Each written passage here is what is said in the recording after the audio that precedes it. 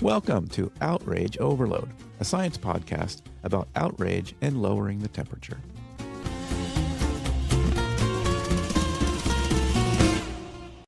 Paul Greenberg, thank you so much for making time for our program. My great pleasure. Thanks for having me. So this book is interesting. I don't know. Is this the first? No, this is not the first fictional book. We talked to somebody about an election book. The election process kind of stuff. Was that fiction? Yeah, that was fiction. Kind of a kid's Yeah. book actually. But generally, hmm it's not often that we're talking about a novel. So your book is a third term. It's called a third term, right? hmm And and I'll say that I am worried because I'm worried I'm going to have spoilers in here. So we'll try to do our best not to do that because there's I do know the ending and also there's some other spoilers in there too. But so we'll try not to do that. But I want to The, really wor bad. the worst spoiler of all could be that Trump actually gets a third term. So, that that's in Yeah, front of us, maybe. right. Yeah. So on that point, I will say that early in Trump's first term, um, I started right away asking the questions like, who's going to stop him? Because he was already talking about kind of president for life, and people joked and said he was a joke. It was a joke. It's like, no, he's been serious since day one about it, if you ask me. And I was Yeah. kind of, who's going to stop him when he refuses to step down was kind of my question. And ultimately, I think it was 2019, maybe. I wrote like a brief fictional essay about sort of a future I was reporting in 2037 on Trump's death. And he was 91 and he had ruled for more than 2 decades. And over that course of time, it sort of dismantled democracy, um, and ultimately it kind of led to a economic collapse. And America was basically a failed state. That was kind of the what this fake future article was about. Well, you took that a whole step further, and wrote an entire book and a novel. So kind of what was it that compelled you to do that instead of writing something like a column or essay? Yeah. Well, so I'm a science writer and I'm very rooted in nonfiction. Um, so I'm not usually needing to go into the realm of fiction to get my points across. But in this case, reality kind of got weirder than fiction, and I feel like fiction needed to leapfrog reality a little bit. Um, as you mentioned, Trump has been talking about a third term for years now. I should mention that I used to work in the former Soviet Union. I was a Soviet studies major back in the day. I watched the rise of Putin, and I saw how he also said that he wouldn't run for a third term. So I just kind of maybe in a Russian satirical tradition that's very much rooted in that sort of, writer under the oppressive regime trying to get out something through allegory. I decided to write this book where you were saying, what could possibly stop Trump? I decided to write a book about bringing George Washington from the past to try to stop Trump, or the tyrant, as he's referred to in this book. And going back to sort of back who wrote your essay, I actually wrote this book in 2020, and I was writing it just as the campaign was getting going, and it didn't seem like the Democrats were getting anything together. And I sort of was thinking that, gosh, doesn't anyone want this book? And I talked to Ira Glass about it. I talked to people at the New Yorker about it. And they're like, no, it just seems a little too sketchy, a little too speculative. Fortunately, Biden won. I put the book in a drawer and I thought, well, that's that. I never have to deal with this ever again. But then, as things started to roll ahead in the spring of 24, I realized that it was going to be very much a viable thing, and so I decided to take it out of the drawer. Unfortunately, or fortunately, at least, unfortunately for the world, but perhaps fortunately for this little piece of prose that I think has started to catch some people's attention. Yeah, and you mentioned that the book features sort of a resurrected George Washington Yeah, as kind of a savior. So what does Washington represent to you, and why bring him back? yeah. Well, first of all, Washington in the book, I would say, is both metaphorical and also a real person. I did do a fair amount of research to try and understand what was, the underlying wants and needs of George Washington, the person. And so I tried to, I hope I succeeded in imbuing him with characteristics that are both of the time and also representative of how he would react to this time. But metaphorically, one of the inciting elements of this book was seeing the kind of rubber room that Trump MAGA people are in, where they are not able to actually see the danger to democracy that their guy represents. It occurred to me that even if George Washington were to run for president, as George Washington, recognized as George Washington, even if he were to appear, that if Trump were to say he's a scoundrel, I can beat him, et cetera, that they would go along with him.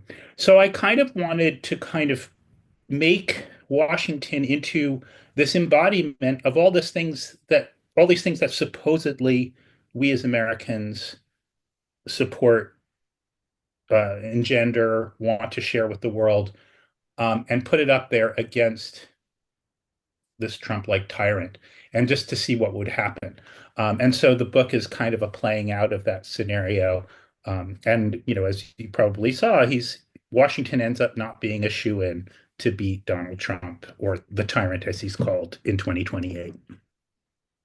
Yeah, and I've had a lot of conversations about this with different experts, historians, political scientists, and others about, is it a matter that people, I mean, it's maybe all the things, but like there's an aspect that's kind of civics lesson, like people just kind of don't understand like how democracy works. They don't understand specifically how our republic works or how it Yeah. was meant to work, and how democracy in general and our particular system of government is messy and it's difficult to get things done and this kind of stuff. And it was kind of built that way by design, right? The whole idea is that you need to form coalitions and you need to, compromise and stuff like that. And people kind of don't want that. So I've argued that, and I'm not the only one, of course, but I've kind of argued that some people are kind of ready to say, we tried the democracy thing. It didn't really work. We need a CEO now. And then literally people write this kind of stuff. Yep. Certainly the tech sort of anarchists kind of write that kind of stuff, or oligarchy or whatever you were calling it these days. But they're not the only ones. And so I think there is a segment of the population that like, I don't care, I don't know the civics maybe, but even if I did, I'm ready to try something else. And I think that segment we often don't appreciate enough. We think if we can just educate people with the civics of it and with the history of it and the foundations and all this kind of stuff, that they'll understand what's happening. And maybe they do understand and they're okay with it.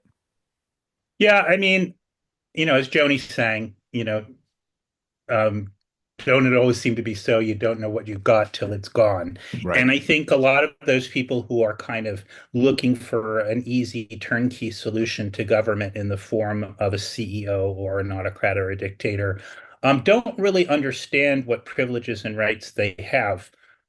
As somebody who worked in the former Soviet Union during that very fragile democratic moment, in the 90s and into the early 2000s, I saw, that same impulse, amongst particularly pensioners and things like that who had been used to this sort of stable communist system, autocratic system. And they really embraced Vladimir Putin because he thought he would be a turnkey solution to their problems. He was a turnkey solution to some of their economic problems, but all of these things that people who had started to accept as part of their rights, free speech, right to demonstrate, all these kinds of things, um, found themselves suddenly denied those, what we consider fundamental rights. I think there is a civics education issue going on here. I think people really have lost sight of what it is, our system of government entitles the average citizen to do. Um, and there is a frustration, as you say, with the sort of kind of way that government is very much about coalitions. And I think of John Kerry famously saying, well, I voted for it before I voted against it, kind of thing. But those of us who've been to Capitol Hill and sat in on sessions of Congress, that's the way it works. It's very twisty and turny. I think the way I tried to get to it a little bit in a third term is that, keep in mind that George Washington could have run for a third term. And he was very much encouraged to. Everyone around him really wanted him to, and he voluntarily stepped down. Both, I think, by virtue of his own fatigue with the very government that we're talking about, but also by virtue of his realizing that excessive terms would basically install a a tyrant, would basically install a king. And he saw it necessary to willingly step down from that position. Interestingly, I think, again, civics lesson, most Americans don't know that there was no legal prohibition against running for more than two terms until FDR, after he ran for four terms, a constitutional amendment was passed prohibiting any more than two presidential terms. So I think, one of the ways that Trump tries to play with reality is one of the things he keeps throwing out as well. FDR had four terms. Why can't I have three terms or more? There's a precedent here. But what he tries to do is to take us on an oxbow around, I guess it's I think it's the 21st Amendment, and say, oh, that doesn't even really matter. And, talking about metaphors, the other reason I decided to write this book and really to focus on a third term, as we've seen in these first 3 months of the Trump administration, It's not that even it three is, months yet, by the way. oh yeah, okay, yeah, But it all almost right. is. It almost It is. almost it almost is. But as we see from from these just early months of the Trump administration, um, this administration functions extra constitutionality as a point of order or disorder. To me, the third term is a metaphor for all of his unconstitutional behavior. And so, if there's one thing I could get, even hopefully the uncivically educated person to latch onto, it's that you're not allowed three terms, just like you're not allowed so many of these other things. But let's just fixate on this for the moment and use it as the top of the pyramid to talk about all those other unconstitutional things that are going on. Yeah, well, that kind of reminds me, something you mentioned earlier was kind of the cartoonish nature of contemporary politics. Um, and do you think fiction has a capacity to maybe resonate in some way that on serious issues that may in this environment maybe more than it might otherwise? I mean, maybe, having worked in a number of different autocratic societies, it saddens me a little bit that fiction might be the only, or broad satire might be the only avenue for us. I'm reminded I worked in Croatia for a time when Croatia was under a dictator named Franjo Tudjman, and there was a newspaper out called the Feral Tribune that was just the baldest, most ridiculous satire of the Tudjman administration.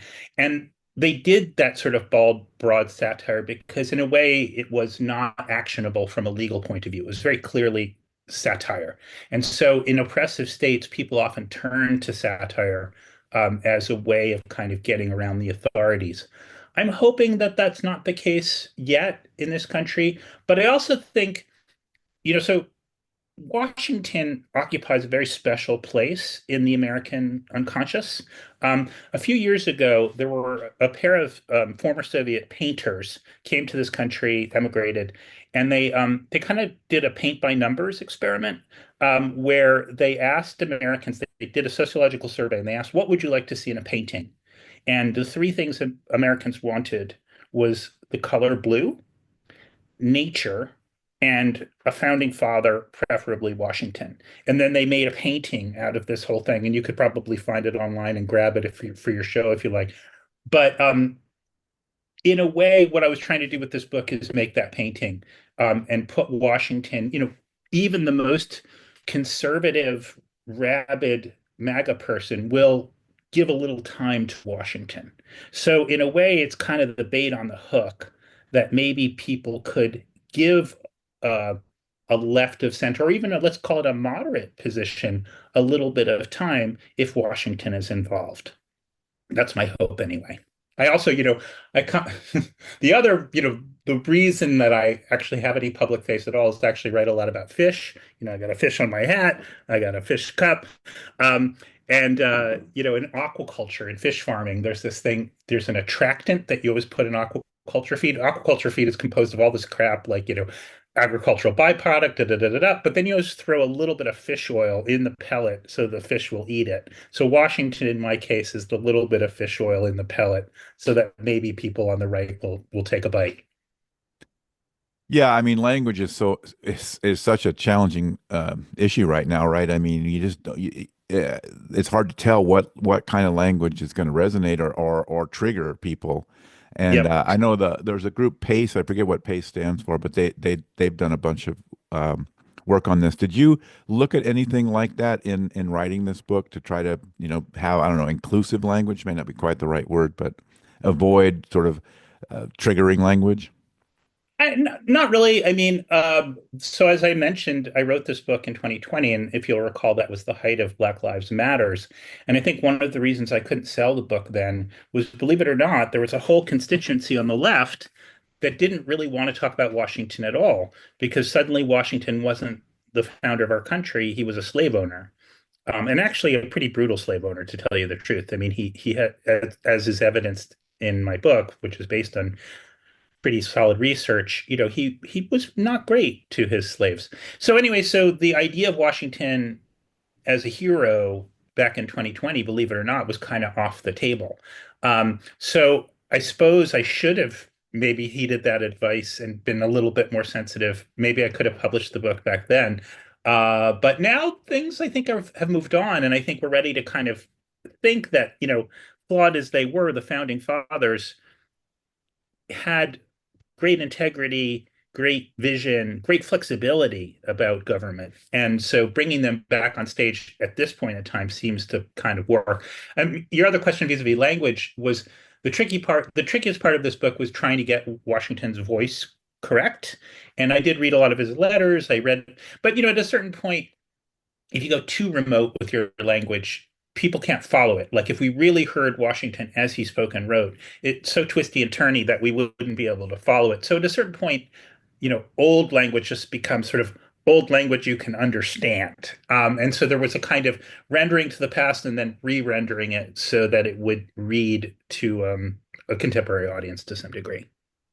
Yeah, I was fascinated by that aspect of the book because I really detected that kind of reading between the lines.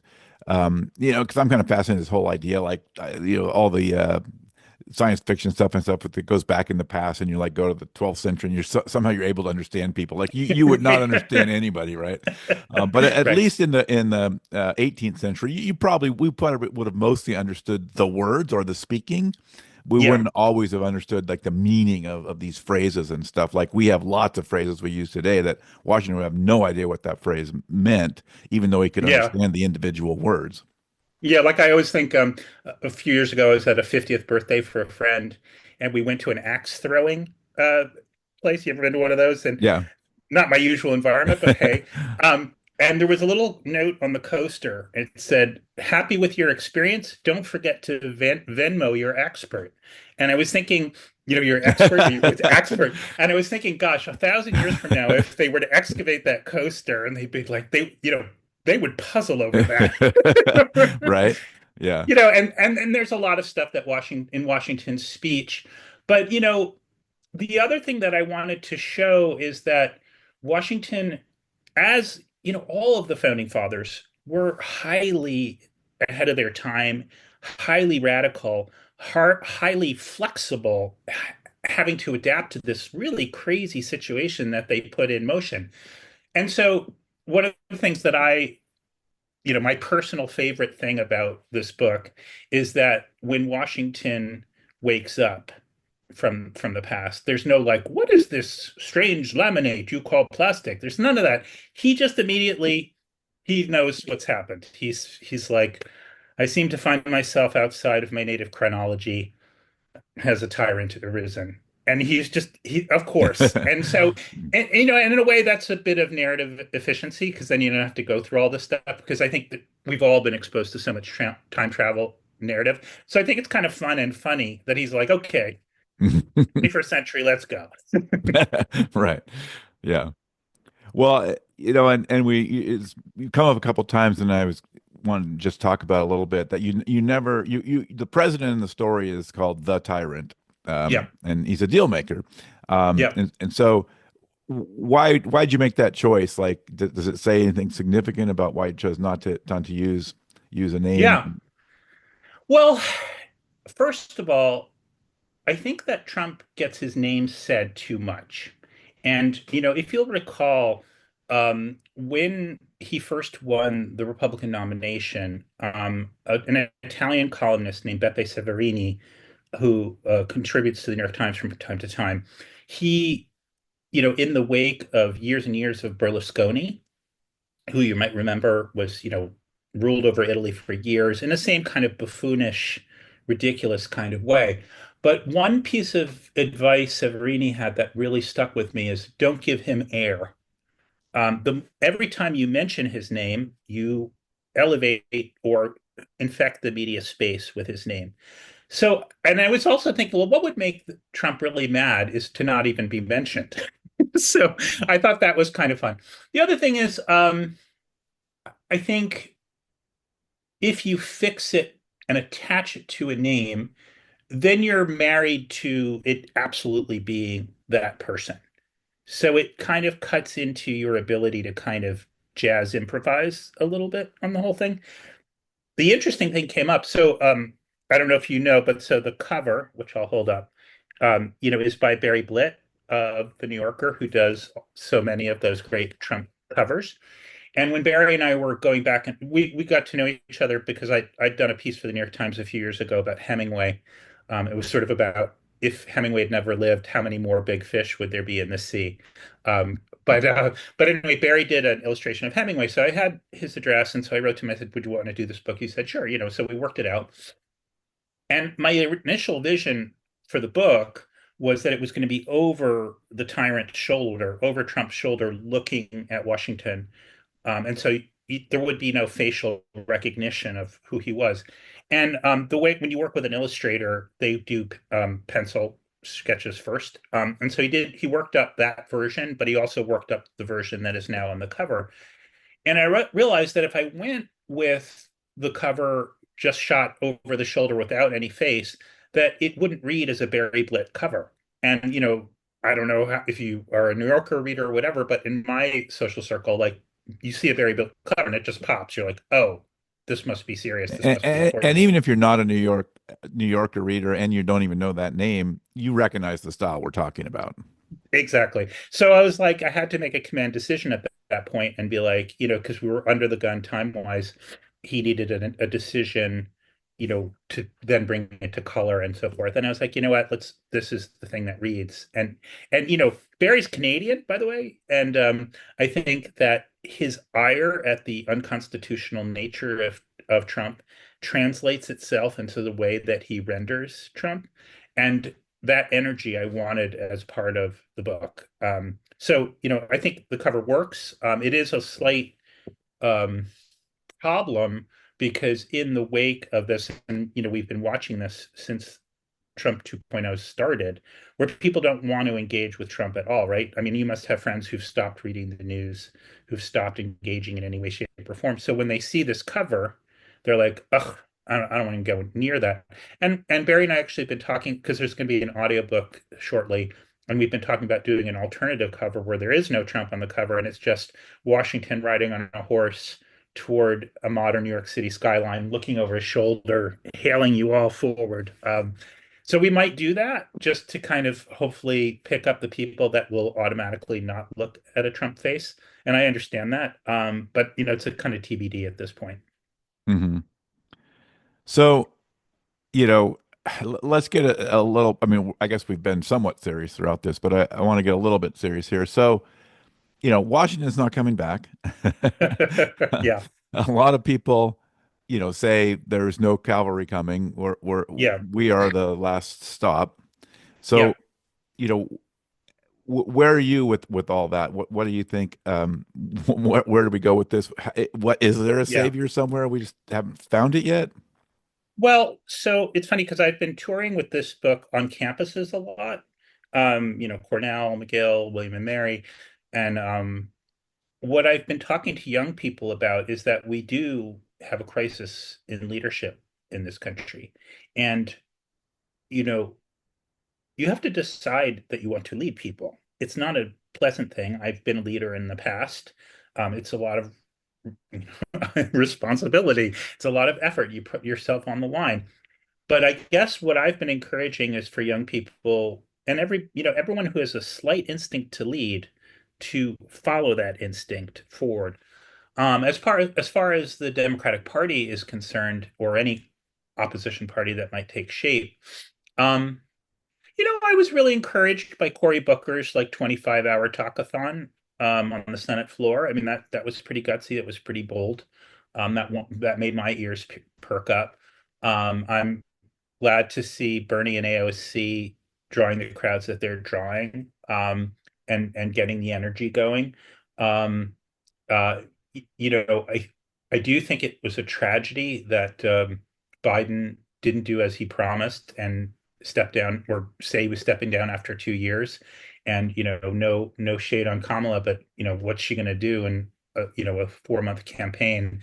I would have much rather have seen a brokered campaign or brokered convention or something where the American people would have been able to kind of at least felt like their voice was being heard.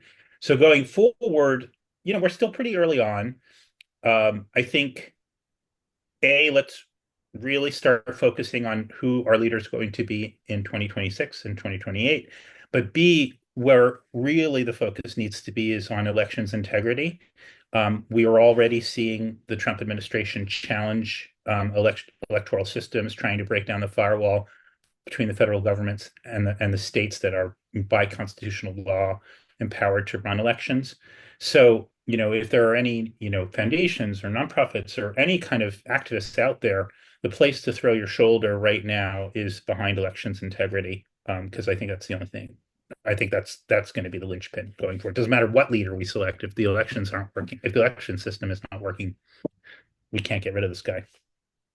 Yeah, and you might, I guess, argue that that's part of why some of this threats against the legal system and and lawyers and big law firms is Sure. kind of playing into all that. Like, Yep. I want to stop any more of these lawsuits that might challenge whatever I'm going to do here. I mean, Yep. it seems like it's a pretty obvious playbook. So, um, yeah. So, I guess that I guess is the summary of the hope that you have. Maybe young people step up as leaders. I mean, I'm concerned as back to something I was kind of talking about at the beginning that there's been a fundamental shift in, and it comes back, I think, to something that you said in follow up to that um, we don't know what we have until it's gone, right? And that's what I'm worried about is that we probably you can't get back the standing that we had with the world, right? I mean, even if we get elect somebody, elections work and we elect somebody else next time and they undo some of this stuff, for the rest of the world they're like, we can't trust these people. Like they Yeah. elected that guy twice. I think I just saw the David Frum thing about the tequila and quaaludes, right? You take tequila and quaaludes once, you say never again, I promise.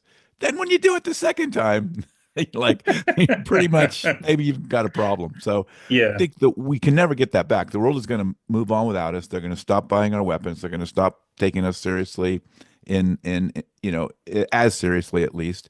They're going to not stop. They're going to continue to see us less as a leader in the Western alliance and this kind of thing.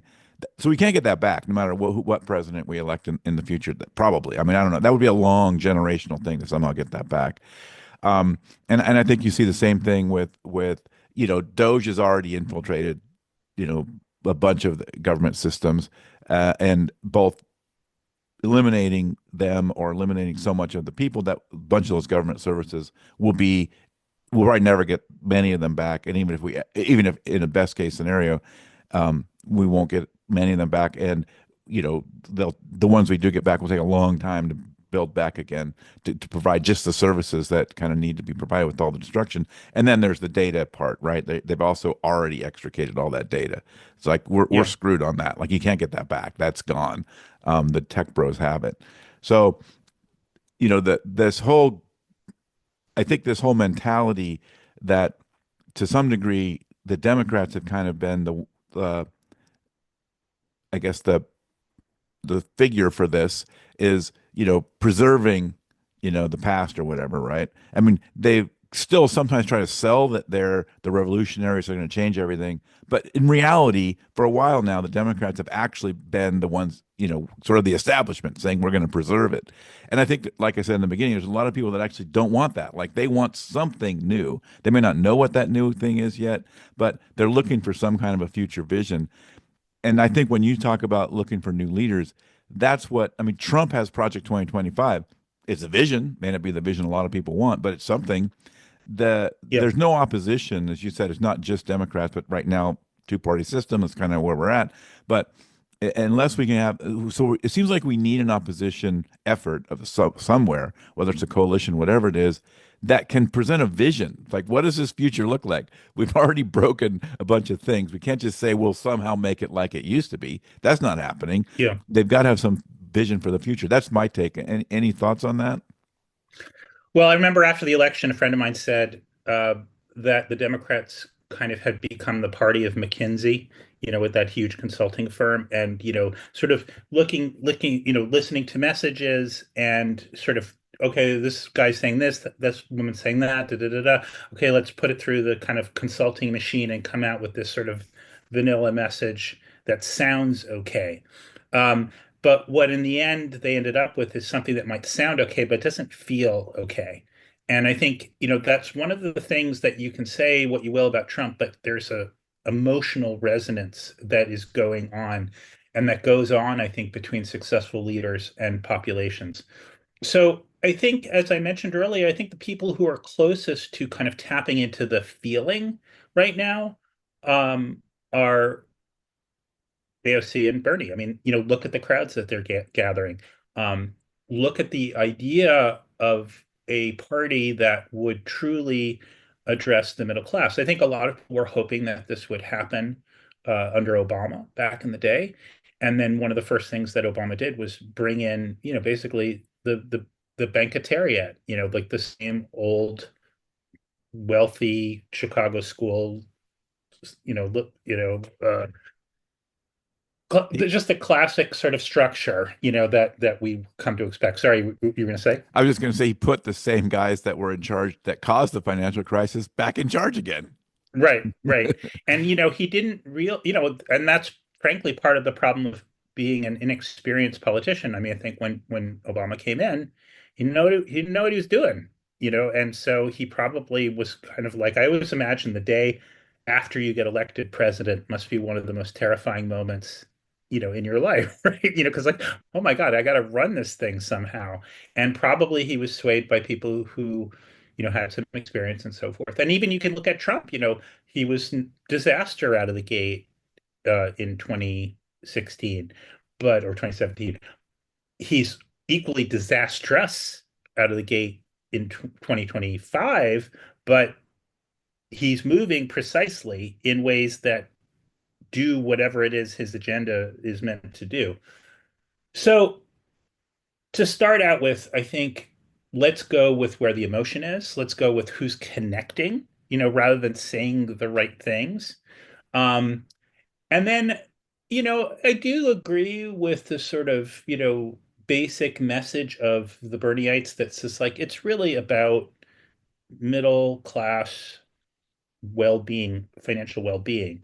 And so whatever gets reconstructed from that has to kind of have that as its focus, so that it's not just, I'm not saying, I'm not discounting economically challenged people, but you have to make it clear that there's a pathway to the middle class that this party is offering. I think, a lot of sort of, I've heard this batted around in right-wing circles, that a lot of poorer people voted for Trump because they have a vision of themselves as a millionaire, an unrealistic vision, but still. And they don't want to see themselves necessarily as sort of like going from shoveler to screwdriver guy to manager of screwdriver crew to eventually getting up to maybe a six-figure income. They want to go straight to the millionaire. So you have to have a party and a leader that can put in the minds of voters either that they will become a millionaire or that they will become something better than themselves, in the way that Kennedy, I think, posed that, that's not what you do for your country, what your country can do for what you can do for your country. So Something that goes beyond the cynicism and the materialism that is being shoved down our throats at the moment. Something that gives, I think, we could very much look at somebody who promises and delivers for our children. I have a college age son at this point. What kind of world is being proposed for him? So I would speak very much to parents. I would focus on what can we offer as a party to the people who are going to enter the workforce in the next, 2 to 10 years, something like that. Hmm. I hope that doesn't sound too much like waffling, but that's the best I can come up with. Yeah, no, that's great. Yeah, so I will say, listeners, I think I really, I'm enjoying this book. It's a fun read. It's serious, but it's still entertaining to read. I'm enjoying it a lot. And I'm kind of a nerd for some of this historical stuff and some of that, and of course, I'm kind of a nerd for the Constitution and what's happening around here. So all that. So how do you feel? You talked about feelings. How do you feel up right now about the future and things? I mean, are you considering moving to Scotland or whatever? Well, I did see that piece by George Packer in the Atlantic about Timothy Snyder moving to Canada. I don't know if you saw that. It was called "Do Not Obeying in Advance." Do not obey in advance. So while I do have a son actually in college in Canada at the moment, and I visit Canada quite a bit, um, I'm not entertaining plans to emigrate. To tell you the truth, I think we all need something to do in this phase. And I don't know if do you feel this way running your podcast? Probably you do, right? At least you're doing something. And I think about like the Buddhist idea of right practice and right speech, right thought. To me, this book, A Third Term, is right, and it speaks to ideals of integrity, of strength, of courage. And so I personally am pushing away all of my anxiety and all of my fear for the future. And every time I have a feeling like that, I just put more effort into spreading the word about this book. And I feel like that's the best that we can do. And I guess I would encourage, everybody, particularly young people, if there's an opportunity to lead. I was just, up at Cornell, and I was like, become manager of the ping pong team. You know what I mean? Take some initiative. And I think what autocratic regimes always try to do is they try to stamp out initiative wherever it arises, and they try to make you feel alone. So I think anything that makes you feel not alone and anything that makes you feel in control is the thing to do at this point in time, and that's what I'm trying to do. And do you feel this way with your work?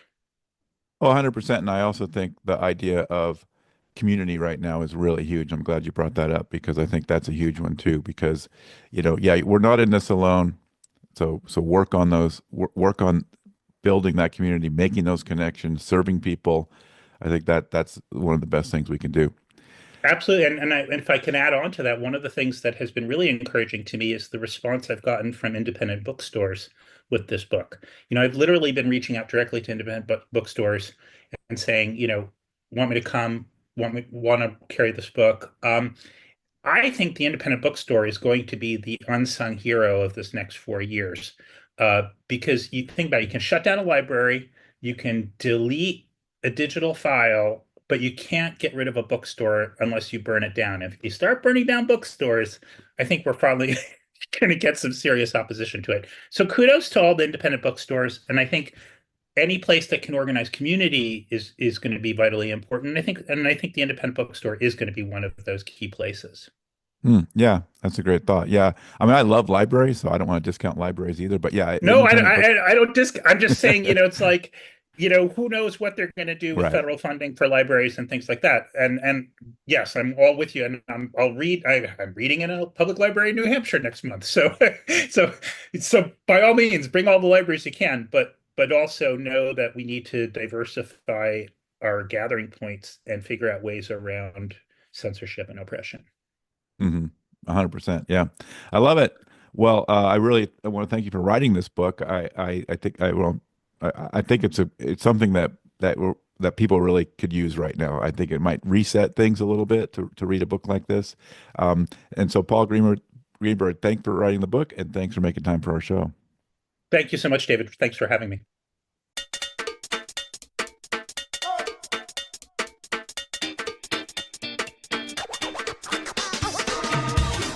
That is it for this episode of the Outrage Overload podcast. For links to everything we talked about on this episode, go to outrageoverload.net.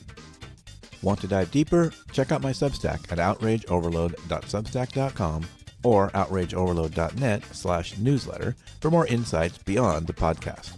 Subscribe, comment, and join the conversation. If you found this episode valuable, please share it or leave a review. It really helps. Thanks for listening, and I'll catch you next time.